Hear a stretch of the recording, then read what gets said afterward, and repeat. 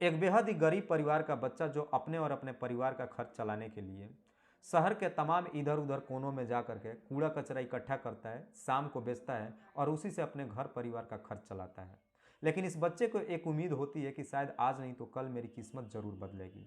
और इसी उम्मीद में हर रोज के तरह एक दिन जब अपने काम पे निकलता है, कूड़े के ढेर पे पहुंचता है, तो अचानक उस कूड़े के ढेर में उसे एक कार्टून का बॉक्स दिखाई देता है। उस कार्टून के बॉक्स को देख करके बच्चा काफ़ी खुश होता है। उसे लगता है कि शायद आज मेरी किस्मत बदलने वाली है।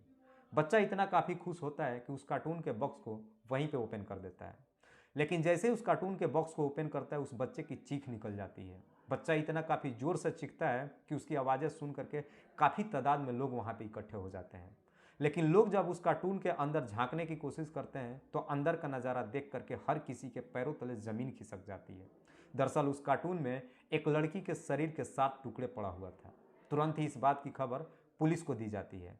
पुलिस भी तुरंत घटनास्थल पर पहुंचती है और इस केस की छानबीन करना शुरू करती है। लेकिन पुलिस को कातिल तक पहुंचना इतना आसान नहीं होता है। लेकिन पुलिस भी अपनी पूरी दमखम लगा देती है और आखिरकार अपनी पूरी कोशिश के साथ एक दिन इस केस का खुलासा कर देती है।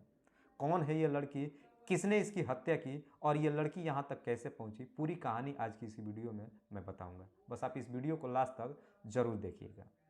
नमस्कार, आदाब, मैं हसमुद्दीन और आप देख रहे हैं सफ़र क्राइम तक। आज की जो सच्ची घटना मैं आपको सुनाने वाला हूँ, दरअसल ये घटना है भारत की राजधानी दिल्ली की। दिल्ली का एक इलाका पड़ता है सरिता विहार, जो कि काफ़ी पॉश इलाका है। काफ़ी तादाद में लोग यहाँ पे रहते हैं। इसी सरिता विहार इलाके में एक बहुत बड़ा कूड़े का ढेर है। बात कर रहा हूँ मैं आज से ठीक 4 साल पहले की, 21 जून 2018 की सुबह के 8 बजे के आसपास। एक बच्चा जब कूड़े के ढेर पे पहुंचता है, उस कार्टून को बॉक्स को जब ओपन करता है, काफ़ी वहाँ पे हंगामा शुरू हो जाता है। लोग जब उस बच्ची को इस हालत में देखते हैं, हंगामा शुरू कर देते हैं। पुलिस तुरंत ही घटनास्थल पर पहुंचती है, लोगों को कैसे भी अपने काबू पे लेती है, उस बच्ची की डेड बॉडी को अपने कब्जे में लेकर के पोस्टमार्टम के लिए भेज देती है। लेकिन पुलिस जब उस बच्ची के बारे में आस पड़ोस के लोगों से पूछताछ करना शुरू करती है, तो आस पड़ोस का कोई भी व्यक्ति उस बच्ची का शिनाख्त नहीं कर पाता है। दरअसल उस बच्ची का चेहरा भी बुरी तरीके से बिगाड़ दिया गया था। जिस बच्ची का डेड बॉडी उस कार्टून में पड़ा हुआ था, उसके शरीर पे कोई कपड़ा भी नहीं था। पुलिस वालों को भी बड़ा मेहनत करना पड़ता है इस बच्ची का शिनाख्त कराने में। समय यूं ही गुजरने लगता है, लेकिन काफ़ी कोशिश करने के बावजूद भी पुलिस वालों को उस लड़की का कहीं कोई शिनाख्त नहीं हो पाता है। आखिरकार पुलिस वाले एरिया के तमाम पुलिस चौकी थानों में जाते हैं ये पता लगाने के लिए कि क्या कोई ऐसी लड़की है जो गुमशुदगी का रिपोर्ट दर्ज कराई गई हो और अभी तक अपने घर वापस नहीं आई हो। लेकिन इस एंगल में भी इस केस में पुलिस वालों को कोई मदद नहीं मिलती है। जिस बच्ची के डेड बॉडी को जिस कार्टून में लेकर के उस कूड़े के ढेर में फेंका गया था, उस कार्टून पे एक कोरियर कंपनी का एड्रेस था। पुलिस जब उस एड्रेस को देखती है तो पुलिस वालों को लगता है कि शायद इस एड्रेस के जरिए इस केस का खुलासा किया जा सकता है। अब पुलिस वालों के सामने इस केस में मात्र यही एक क्लू मिलता है। पुलिस अपनी मौका नहीं गंवाती है।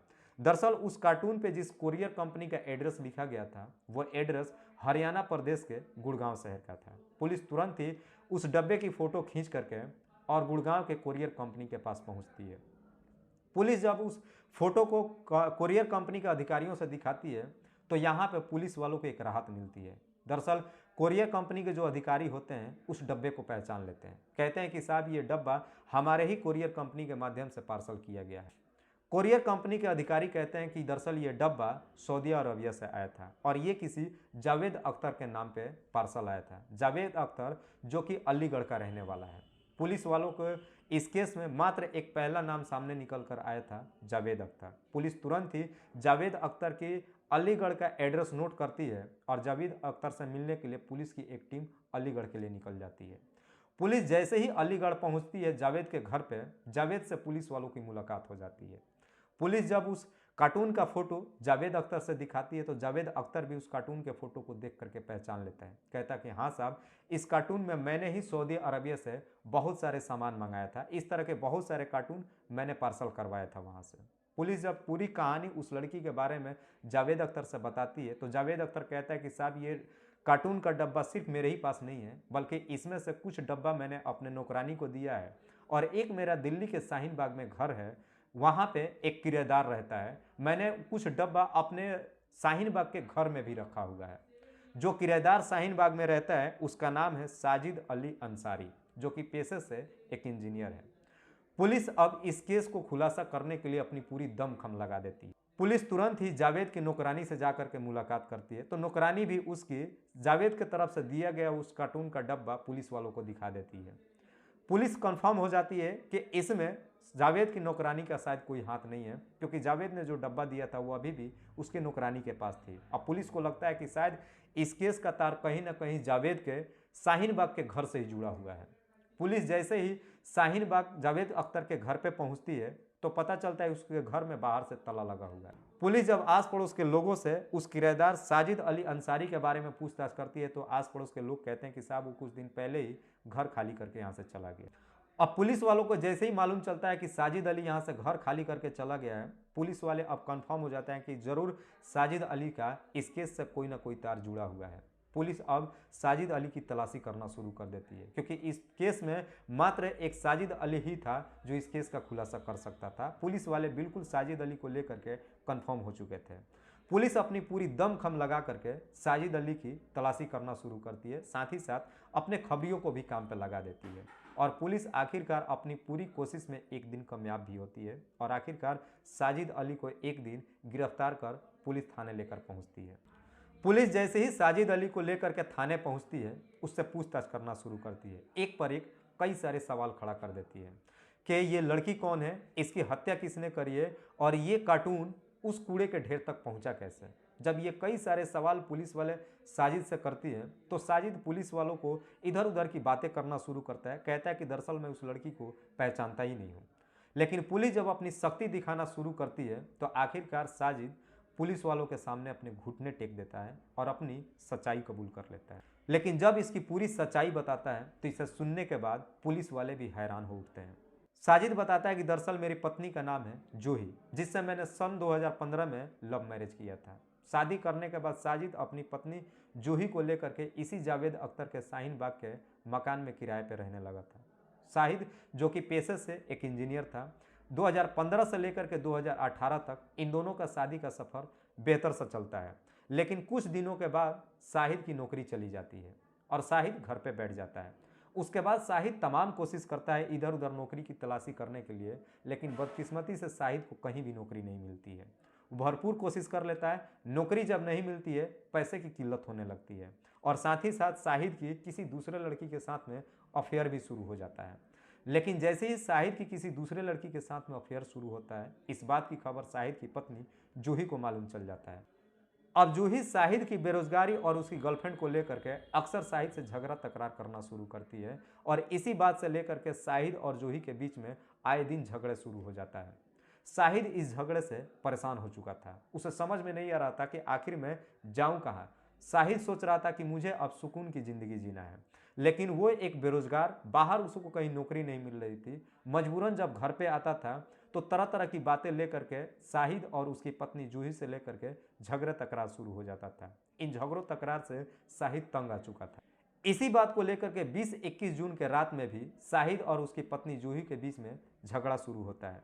लेकिन झगड़ा कुछ इस प्रकार से शुरू होता है कि शाहिद काफ़ी गुस्से में आ जाता है और गुस्से में आकर के अपनी ही पत्नी जूही की गला दबा करके हत्या कर देता है और उसी के घर में उसकी पत्नी जूही की डेड बॉडी पड़ी हुई थी। हत्या तो कर देता है, लेकिन उसके बाद शाहिद अब सोच में पड़ जाता है कि अब मैं इसका क्या करूं।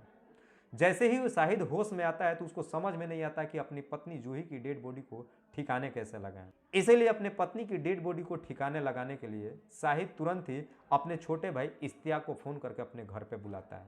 जैसे ही इश्तियाक शाहिद अपने बड़े भाई के घर पे पहुंचता है और उसके घर में जूही की डेड बॉडी को देखता है, उसके पैरों तले ज़मीन खिसक जाती है। शाहिद सारी कहानी अपने छोटे भाई इश्तियाक से बताता है और कहता है कि तुम्हारी भाभी की डेड बॉडी को ठिकाने लगाना है। इश्तियाक भी इस षड्यंत्र में शामिल हो जाता है और अपने भाई शाहिद की समर्थन करना शुरू कर देता है और फिर दोनों मिल करके एक प्लान बनाते हैं और इसी प्लान के तहत शाहिद अपनी ही पत्नी के अपने ही घर में शरीर के लगभग 7 टुकड़े कर देता है और फिर उन टुकड़ों को जावेद अख्तर के घर में जो पार्सल का कार्टून का बॉक्स पड़ा था उसी बॉक्स में अपनी पत्नी के शरीर के 7 टुकड़े करके उस बॉक्स में डाल करके उस बॉक्स के कार्टून के बॉक्स को बढ़िया तरीके से सील पैक करते हैं और दोनों मिल करके उसी रात में ही शाहीन बाग के इलाके, सरिता विहार के इलाके के उस कूड़े के ढेर पे ले जा करके फेंक देते हैं और फिर वहाँ से दोनों वापस घर आते हैं। घर आकर के घर की पूरी तरीके से सफाई करते हैं। उसके खून के धब्बों को पूरी तरीके से साफ करते हैं और सारे सबूत मिटा करके अगले दिन उस घर में ताला लगा करके और मौके से फरार हो जाते हैं। शाहिद को लगता है कि शायद मैं कभी पकड़ा ही नहीं जाऊंगा, लेकिन जावेद अख्तर का लाया हुआ वो पार्सल, कार्टून का बॉक्स जिस पे कुरियर का एड्रेस, वो कुरियर का एड्रेस ही इस केस का खुलासा करती है। आखिरकार पुलिस कई दिनों के बाद इस केस का खुलासा करती है और उसके बाद शाहिद और उसके छोटे भाई इश्तियाक को अपने कस्टडी में लेकर के जेल भेज देती है। दोस्तों, इस कहानी को सुनाने का उद्देश्य मुझे किसी को परेशान नहीं करना है, किसी को तकलीफ नहीं पहुंचाना है। बस आपको बताना है आप जहां भी रहें सुरक्षित रहें और अपनों का ख्याल रखें। तब तक के लिए जय हिंद, जय भारत।